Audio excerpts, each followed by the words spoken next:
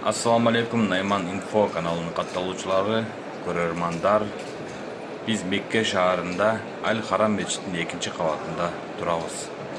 Ellerдің баары мына таваф кылып кетип аткандар. Al-Haram Mescidinin 2. kavatı. 2. kavattan ушундай көрүнөт Каба. Силер карап турган бул Каба, азыр жакындатып көрсөтөм. Кабатулло. Умра кылгандар билет, Кабаны ихрам менен гана кийип таваф кылып айланса болот. Таваф деген бул 7 жолу Кабаны айлануу.